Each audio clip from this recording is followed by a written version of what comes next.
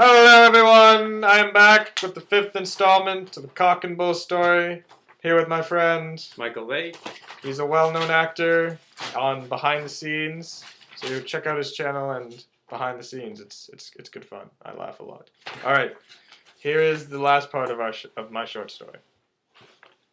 I don't think a loaf of bread would have helped this situation, said the cookie. He proceeded to dispose of the second dead animal that day. In the morning, Uncle B went to work. He was an engineer who worked in the factory just 9 blocks away. He had decided to walk. But when he got to the factory, the employees took one look at him and called their boss. The man in charge soon came down the stairs smoking a cigar. His belly almost couldn't fit into his pants. He took one look at my uncle and blew smoke into his face. Please tell me this is a get-up, Bob. My uncle shook his head. His boss sighed. He broke a chunk off my uncle's face and bit into the chunk of cookie. Not a bad chocolate chip cookie, he said, licking his fingers. But still, I can't have a cookie work for me, so goodbye, Bob. I woke up to find Bob slamming the door crying. I got my fucking walking papers today! I ran downstairs in my pajamas to see 4 pieces of paper with legs and feet following Bob around the house as he moaned and groaned.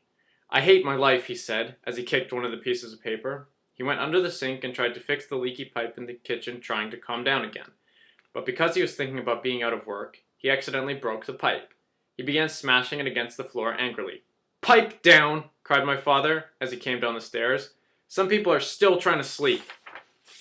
Did you hear me? Asked Bob as he dropped the pipe on the floor as it clanked noisily. I think the whole neighborhood heard you. Honestly, Bob, you ever think of taking anger management classes? I'm not an angry person, said the cookie, matter-of-factly.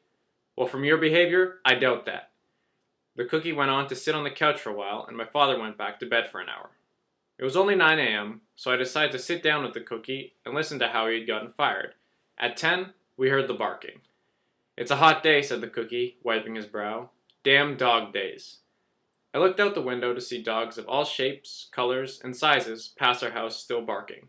Every year they have one day to celebrate the life of dogs, where all dogs get to run around the city for a day. Lucky if they come back to their owners.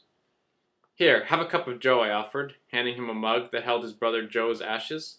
His brother's last request before he was cremated was for Uncle B to always have him inside of him. Uncle B agreed, so every morning he swallowed a cup of his brother's ashes until all of them were inside of him. He gulped down the ashes with gratitude. I filled the cup with cold water to help him swallow the ashes easier. Uncle B, why do you really gulp, eat, drink, or whatever your brother's ashes? Don't you find that to be a bit, unholy? Uncle B laughed. Curiosity killed the cat, he said. Then we heard another meow and a crash. We ran outside to see a dead cat lying beside the garbage bin. How many dead cats do I have to see in a week? Cried the cookie. The cat must have been just on the garbage bin and must have fallen off. Once we got back in the house, I farted. Who cut the cheese? Asked my mother, waving her hand in front of her face. Sorry, said my father, who had just cut a slice of moldy cheese. Smelling cheese. Are you really going to eat that, Fred? My father looked at the moldy cheese and decided to throw all of it into the garbage. Uncle B didn't even smile. He just walked to the coat hook, took off his button-down shirt, and tied it around his neck in the hook. Then he just stood there looking miserable. Good news, Uncle! You're off the hook, said my mother as she hung up the phone. I found someone who'd love if you worked for him. His name's Harrison Ford, and he works with cars. He wants you to call him as soon as possible. Also, he loves chocolate chip cookies. My Uncle B beamed for the first time, removed himself from the hook, and dialed Ford's number. Then it began raining cats and dogs. And that concludes the last installment of the short story, A Cock and Bull Story. Tune in next week for songs or readings, depending on what I feel like. Bye!